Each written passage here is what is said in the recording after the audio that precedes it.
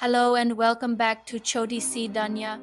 Before we dive into today's incredible story, make sure you hit that like button, share this video with a friend, and subscribe so you never miss an episode. Now, let's get started. The air was thick with an ancient energy, a feeling that made the hairs on their arms stand up. So this is it. The river of lost time? Rumi's expression was grim. That's how it tricks you. As they drew closer, they saw it. The river shimmered with an unnatural, otherworldly light, its currents flowing both forward and backward at the same time. It was a sight that defied all logic, a paradox made real. Ayaan's eyes widened in disbelief. How is that even possible? He had stopped walking, his gaze fixed on the mesmerizing, chaotic flow. Zoya noticed his hesitation and the sudden weight that seemed to settle on his shoulders. "Rumi?" she asked, her voice soft with concern. He finally spoke, his tone heavy with a warning that sent a chill down their spines. "This river doesn't just show you memories, it takes them." Ayaan frowned, confused. "Takes them how?" "Choices you never made. It pulls the threads of your past, unraveling who you are."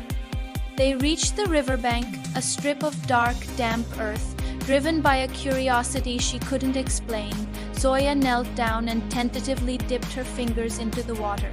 "It's warm," she murmured, surprised.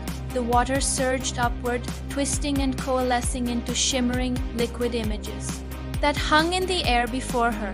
Zoya gasped. She saw a younger version of herself, standing alone on a windswept hill, her face etched with a loneliness she had long since buried. "That's me," she breathed. He saw himself walking away, deliberately ignoring the sound of someone calling his name. A voice filled with desperation. A flicker of recognition crossed his face, followed by a wave of confusion. "I remember this," he said, shaking his head. "But I also don't." The river began to churn more violently, its ripples growing into aggressive waves. Rumi's eyes widened in alarm. "Step back, now." But it was too late. A tendril of water, glowing with an intense silver light, shot out and wrapped itself tightly around Zoya's wrist. She cried out, stumbling forward as the current pulled her toward the river's depths. "Ayaan!" Ayaan lunged, grabbing her free hand with all his strength. "Don't let go." He grunted, his feet sliding in the mud. The river glowed brighter, its pull becoming stronger with every passing second, threatening to drag him in as well.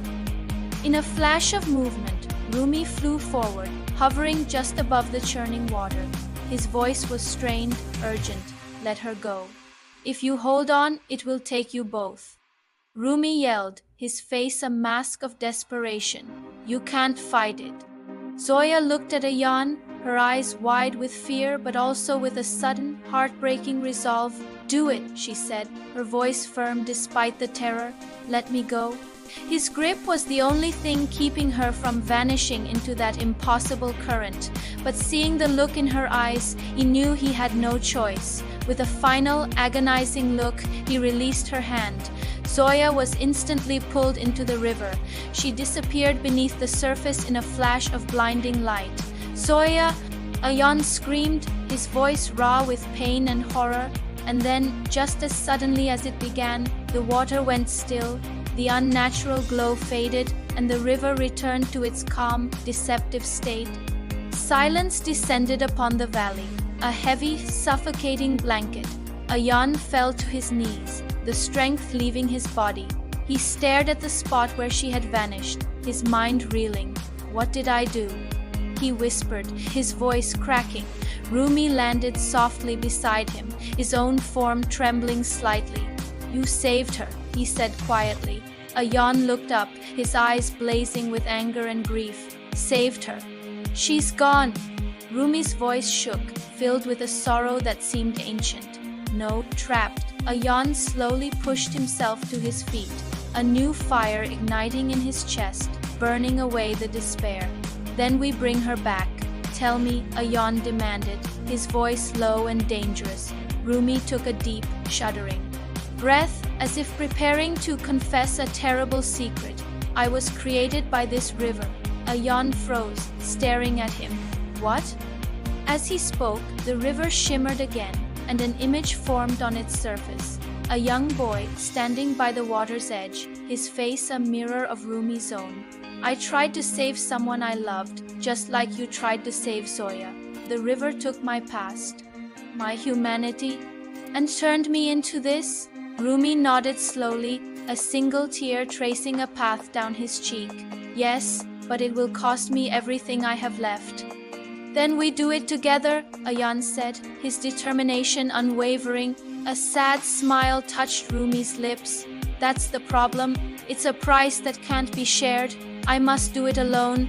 Ayaan's heart lurched. He couldn't lose them both. Rumi, wait, he yelled, running after him. Don't you dare leave me too. Listen to me, Ayaan. Protect Choti si Dunya. Keep our world safe. And Zoya will return. That is my promise. The river began to pulse with a violent, unstable light, the energy building around them. Rumi, Ayaan shouted, reaching a hand out as if he could pull him back. Rumi turned back one last time, his expression peaceful. Thank you for reminding me who I was. And with those final words, he plunged into the river. There was a brilliant flash of light that lit up the entire valley, so bright that Ayaan had to shield his eyes. When the light faded, the river was once again calm and quiet, but lying on the riverbank, soaked and unconscious, was Zoya. Zoya, wake up! Her eyes fluttered open. She looked around, disoriented, her gaze finally settling on his face. Ayaan, where's Rumi? Ayaan's throat tightened. He looked at the silent river, the final resting place of their friend. Zoya sat up, her eyes wide with disbelief and horror. He can't be gone, he can't be. As if in response, a soft whisper echoed from the water, a voice that was both ancient and new. Every sacrifice leaves a mark. Far down the river, a dark ripple disturbed the surface, moving with a sinister purpose. Zoya's breath hitched. The Shadow King. His eyes burned with the fire of a promise he intended to keep. Rumi trusted us, he said, his voice ringing with power. We finished this. Together, they turned and walked away from the river of lost time, ready to face their destiny, unaware that deep beneath the water, a faint, familiar glow still moved, a flicker of hope not yet extinguished. Thank you so much for watching another episode of Choti si Dunya. Rumi's sacrifice will not be in vain. If you were moved by this story, please show your support by liking, sharing, and subscribing.